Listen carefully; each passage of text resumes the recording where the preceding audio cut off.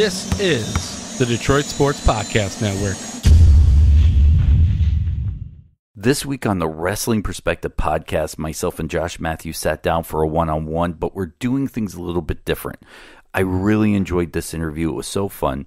I'm going to release it separately with its own thing right here, right now, what you're listening to. Then you'll be able to hear it again a little bit later, tomorrow possibly, depending on when you're listening to this, as part of the Wrestling Perspective Podcast with myself and my regular co-host, the Canadian Destroyer, P.D. Williams.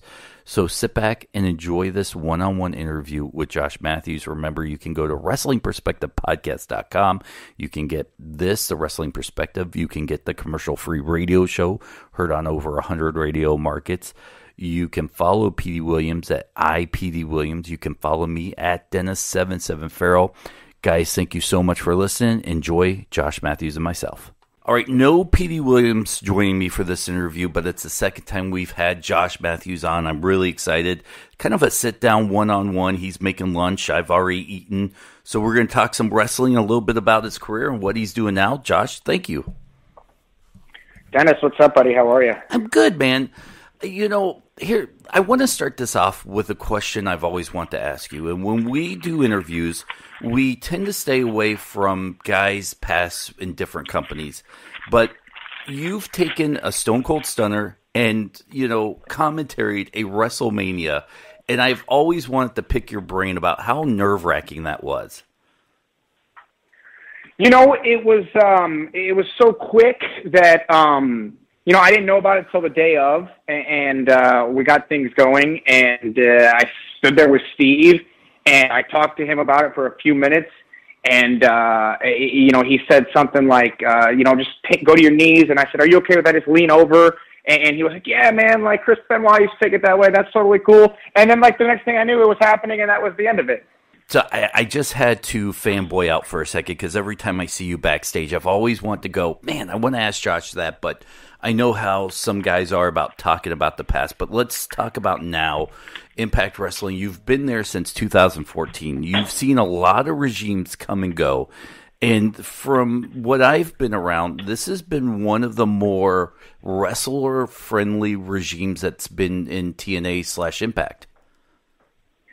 I mean, it really is. And you know, when I started here, and it's funny because I don't know if I'm here if everything didn't go the way that it did. You know, John Gaborik was in charge when I first came here, along, of course, with Dixie Carter. And when I found out on that morning that I was, you know, that WWE and I were parting ways after 13 years, you know, I immediately called Tazz. And Impact was running show. Well, then TNA was running shows in New York, and he was, you know, how quickly can you get to Manhattan? And I was a 45-minute train right away.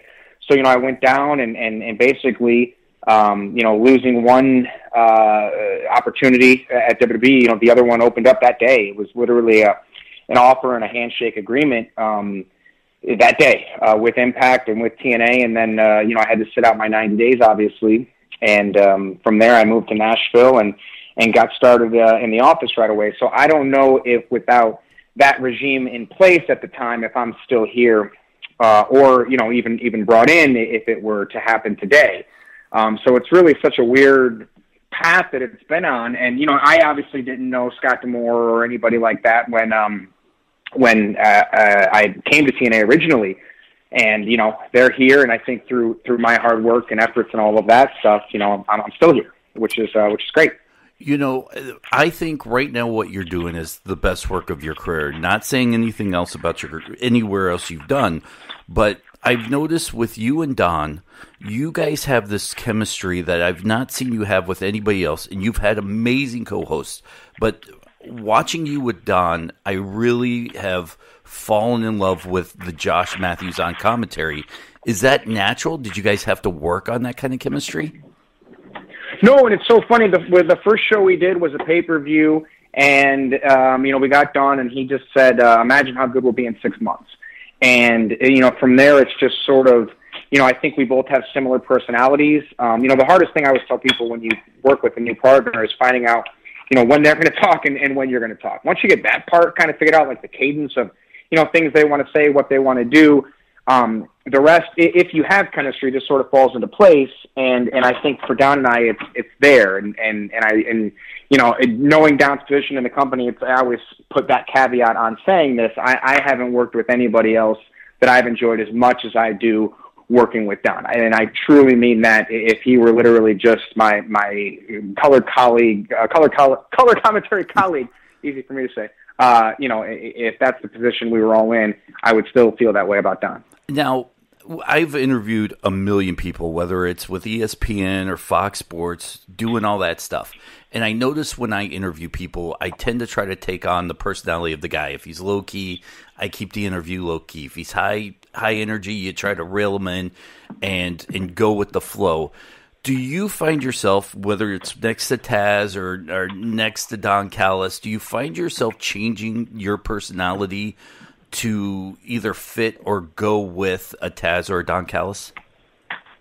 It's a good question, and honestly, I don't think I've ever really thought about it that way. I feel like I try to complement I feel like I could sit down next to anybody and help them. This is a novice commentator or someone as seasoned as Don or Tazz, and figure out what I need to do to either help them, bring out something in them, ask them a bunch of questions. So in that aspect, yeah, I don't think I ever changed my actual personality, but as it relates to, what I feel I can bring out of my partner in crime, then absolutely. With Sanjay Dutt, I knew I didn't have to call a lot of moves. Sanjay liked to call the moves, which is cool. That's fine. I don't need to do that.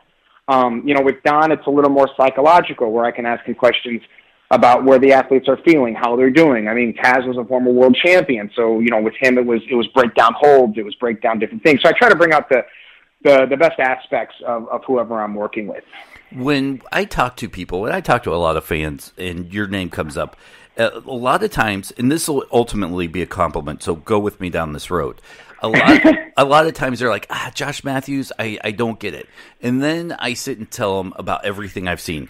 You're right there when people take pictures and you help them do it. You do everything digital. You are nothing really passes through Impact unless it touches Josh Mathews' hands. And after I explain a lot of this stuff to people, they'll go and watch you, and then they come back and go, you know what? I get it now. How hard is it to have your hands in just about every single thing Impact does, and then still have to go out there and do your primary job?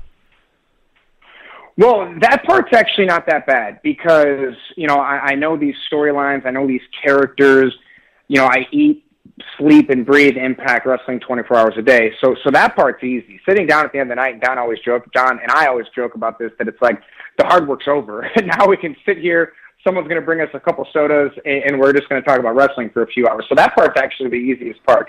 And then during the day, I mean, it's not hard to do the work. It's hard to, I've seen so many people come and go that think that they can do what I do better than I do from a behind-the-scenes perspective. And maybe you can, but you can't consistently deliver. You have to stay engaged 24 hours a day, 7 days a week, even when I'm on vacation with my family in Disneyland and getting looked at by my wife for answering emails and texts. You have to stay engaged or you will get passed by without a question. They have a bunch of Twitter questions. One is from God of Sports, who wants to know, what are your current backstage roles? Because this, once again, going back to this question, I've seen you do everything, but yet I can't tell people, he's part of creative, he's a production, he does this, but you do everything. I mean, outside of creative, I think so.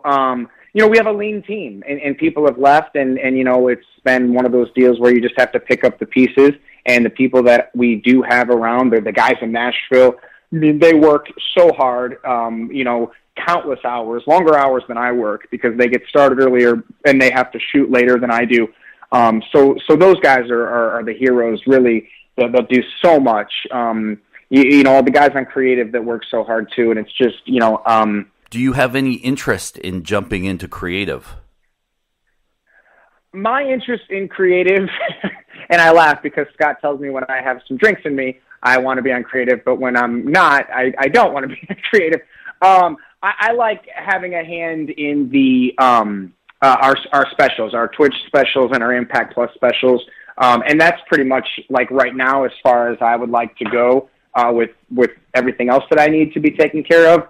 Scott and I work on the talent that we're going to bring in. We work on the cards for those Twitch and Impact Plus specials. And then they go through creative and they go through the cycle and they sort of fine tune them. But really, like, those shows have been so much fun because from beginning to middle to end, I get to work on those. So if something goes wrong, my fault. I have nightmares now. They always say, like, the wrestler nightmare that you're putting your boots on as your music's playing. My nightmares are that I have forgotten to order ring skirts for Rebellion or for Slammiversary or for Code Red, and we're not going to have ring skirts at these shows. Like, those are my nightmares. So it's a lot of fun. And really, in 19 years, this July will be 19 consecutive years that I've been earning a living in professional wrestling. And, I've gotten to do everything. I get to work in marketing. I get to work in merchandise design. I get to work with creative on certain things. I get to help at TV. So, I mean, to me, it's like, I've built this knowledge base of production and marketing, and it's just it's been a fun ride. I have to bring up your wife, Madison Rayne, and from the aspect of I've sat and watched wrestling shows with P.D. Williams' wife, and I see the concern and the look on her face whenever he does a move, which she's not a wrestling fan. You are a wrestling husband now. When you see her in the ring, do you get that sense of worried? Do you cringe when you see something? You go, "Ooh, that didn't look right. I hope she's okay." How do you separate, husband Josh from commentator Josh when you're watching your wife in the ring? Yeah, it's tough, man. It's really tough because the girls in 2019, they hit harder, they run faster, they want to do amazing moves. They're capable of doing amazing moves. And, she is a veteran and she's been doing this for a while. And she, obviously it's one of those deals where keep up or move aside. And, I think she has proven that she can keep up with the Tessa Blanchards of today. And when recently on Impact, Tessa joined us for commentary for a Madison versus Taya Valkyrie match, and literally multiple times during the match, Tessa was squeezing my arm, like when Taya was hitting her, and like feeling the pain through me. It's really hard. So when I do see, okay, she's got the 5th match on the show. Once that match is over, I'll send a text. Is everything okay? That looked like it hurt. I get the yeah, it was all good. Everything's fine. Then the sigh of relief comes in, and the proud moments can sort of take over from there. What is her schedule like? Because she's a mother, a wife. You both are on the road a lot, working for the same companies. I see her posting a lot of dates. How do you guys work that out into your schedules? Yeah, and we have 2 dogs, and she goes to college. Wow. It's a balancing act for sure, man. Like, it really is. The good thing is now we're home for a month, right? Like, we just got done with 4 days of TV, maybe 5. We went from Toronto to Philly to New York, and now we're home until June 5th, I believe. So it's we've got basically all of May at home. So our schedules, it's certainly a balancing act, and we wake up and I start working pretty early in the morning. We'll eat breakfast together, take the dogs out. I'll go to the office for a little bit, my office upstairs at home, and work. And then, we go to the gym together, and then it's come home and work for the rest of the day. And then we sort of, regroup, when the day's over and the kid's home from school, and, you got to put different hats on. So, it's fun, it's challenging, but at the end of the night, when there's a ball game on or something, I am very much looking forward to a glass of wine and relaxing. And it's funny too because Scott D'Amore, we talk pretty much every day, either via text or email or by phone, and he knows when I'm not going to answer or when I won't respond. And it's usually right around dinner time and for a couple hours after, and then I'll dial back into work for a little bit until about 10 or 11, and then I'll shut it down. All right, for my one morning campy radio question routine, you're trained in wrestling. You talked about it last time you were on with PD and myself. Your wife's a wrestler. How much dialogue have you guys had about doing a mixed tag team match together? None. I mean, it's funny because, I guess, you get that bug to wrestle, but I just had a bug to be in the wrestling business. I think when it's all said and done, and I went through the toughen up process, And when that ended and I did the independents for a year, call it, while I was back in college, I hated it. You know, I was on the road, I was alone, I was driving. I'm barely 20. I'm 20 years old at this point, and I realized very quickly that this isn't, because I did wrestling backwards, as I tell people all the time. Like, I went from the biggest company in the world to now wrestling on the independents, and I didn't have that hunger to get back to WWE as a wrestler. Like, I just didn't have it, and I knew I didn't have it. So when the opportunity came up to be an announcer, you know, I thought I can be a part of the whole show, and I can you know, talk about these athletes. Yeah, sign me up for that. So I know you have a time restriction here, but I got to say thank you. Because no, I'm good, man. I'm good. Let's talk for as long as you want. Because last week, I'd like to go through people's tweets and see what they're tweeting about. And I saw you start tweeting about this app. And I don't know how much you can talk about this, but you tweeted about doing trivia at this app called, was it Ringside App? I went, downloaded... Ringside Wrestling. Ringside Wrestling. Ringside Wrestling, thank you. I went there, downloaded it, and I have been on this app like crazy. And look, I'm not getting paid to talk about this. This is not an advertisement. But when I find something I truly like or enjoy, I want to tell people about it. And I've got a regular account. There's 3 different sections right there now. There's old school wrestling fans. There's indie wrestling fans. There's the In the Ring tab. And I think that's where you are doing your trivia. But talk to me about this app, because there's chat rooms and live videos and independent matches. And I think this app is going to start gaining steam. And I hope it does.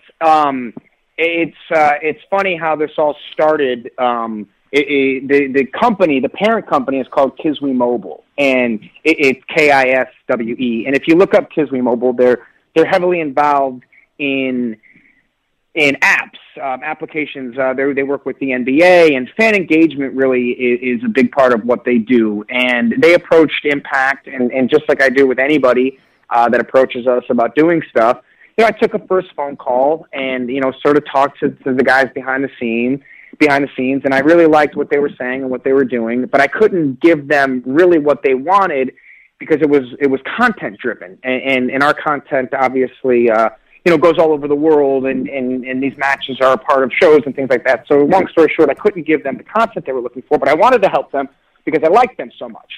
So I put them in touch with a couple of the different independents, Wrestle Pro, and a few others, and I think there's some things happening behind the scenes that they're working with a couple others that I suggested, and then the idea was then they said, what about trivia? And I said, well, we could definitely do trivia. And it actually started with Johnny Impact. He was the first host, and Johnny's schedule is one that he's busy a lot. And I said, look, if you're not available, I'll just do the trivia for you those weeks.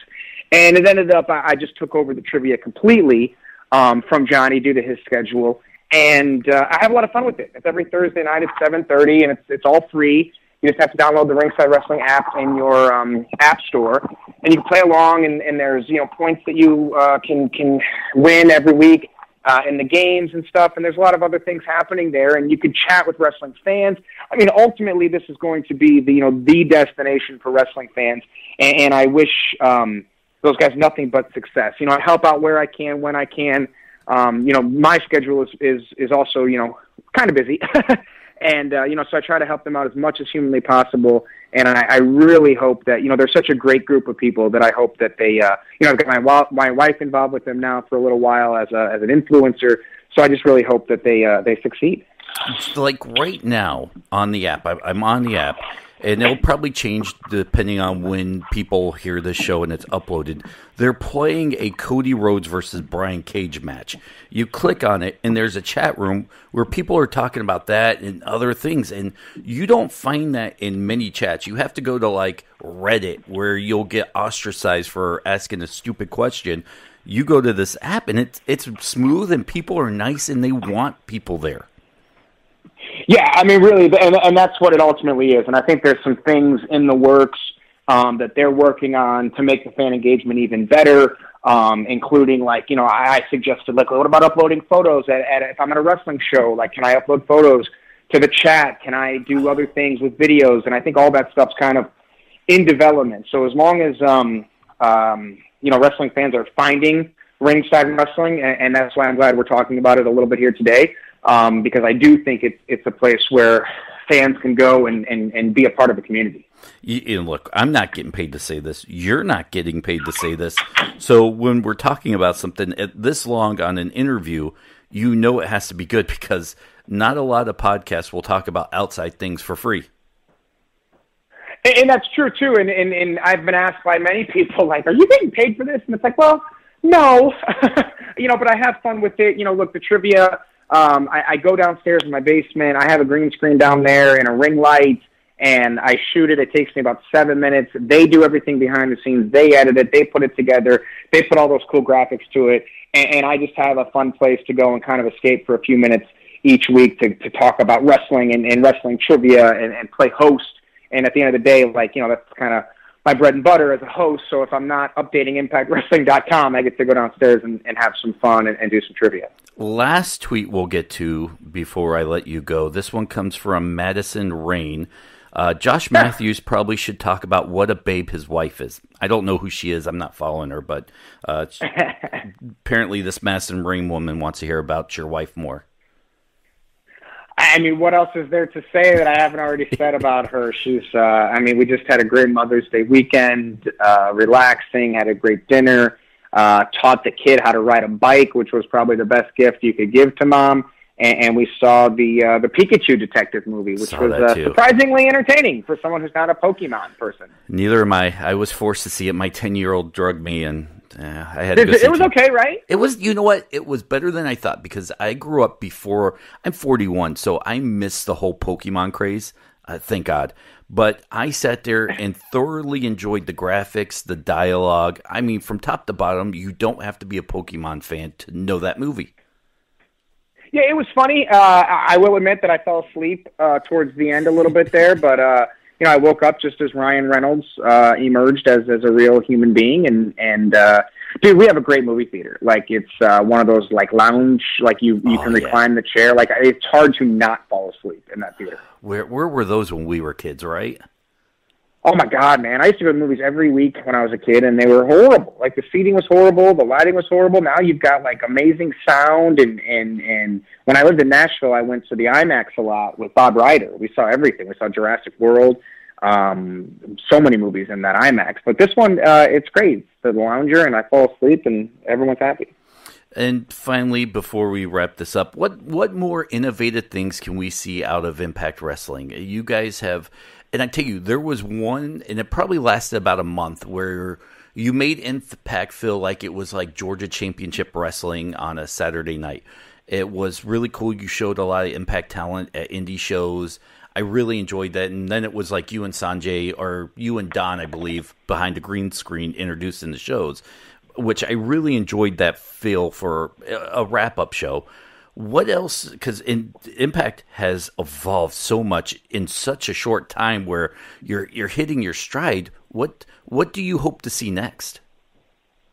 I just hope for a bigger platform, for more people to see what we're doing. I think that the shows, the creative, the athletes, the talent, the direction, the people on the roster, I think it's all home runs. So now it's just, can it be seen by more people? And I think that, through Twitch and through Impact Plus, you're getting these things.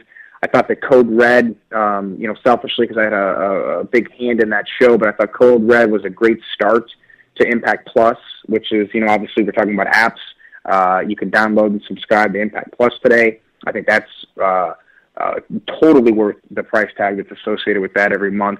And you get a monthly special. You get an exclusive show. Next month is a Night You Can't Miss, featuring the Great Muta. Then in July, it's a bash at the brewery in San Antonio. So I think that there's all these things that are happening. I mean, for me, if it's $7.99 a month, and I believe that's what the price point is, for me, an exclusive show every month, that alone is worth, $8 a month. And then you get everything else that comes with Impact Plus. So, I think that, with Impact, it's just continuing to be consistent. And I think that's the one thing that, as someone who didn't watch Impact Wrestling before they came here, TNA, due to my WWE, commitments and schedule there, I think that the one thing I always heard was it's just not consistent. And I think over the past 2 years that it's certainly consistency has been key. Here's the biggest advertising point for the Impact Plus is for $7.99, $2 cheaper than WWE, you get to see all the WWE stars on your app. And it's the same material WWE has reached out to Impact for to show on Raw, SmackDown, and pay-per-views. Why wouldn't you? That's a great point. I mean, AJ Styles, Samoa Joe, I mean, even AEW guys, Christopher Daniels, you can see all of these guys, before. And I think that's a big thing for wrestling fans, see the guys before they got to WWE, before they got, and I don't want to say got to, like that's the finish line, that's the goal, but before they transitioned to WWE and before they transitioned to AEW, before they transitioned to, other companies, Austin Aries just signed, I believe, with MLW, is that right? Mm-hmm. But you can see, when Austin Aries became world champion, you can see all of these things, and start over as a fan. Josh, where can people find you? At Real Josh Mathews with 1 T on Twitter, and then just my name, Josh Mathews on Instagram. And people can interact with you, as you said, every week at Ringside Wrestling app. That's, once again, phenomenal. Go interact with these guys.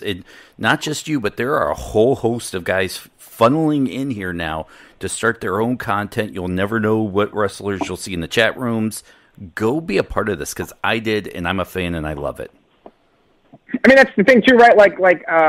I'm there every Thursday, 7:30 during my trivia game night. I'm in the chat room, and also wrestlers like talking to wrestling fans. As crazy as that may sound, so you may never know who's in there chatting along or just watching the chat and enjoying the trivia. So definitely a destination for sure. Josh, thank you so much for taking time out of your day to talk. Yeah, man. Thanks, Dennis.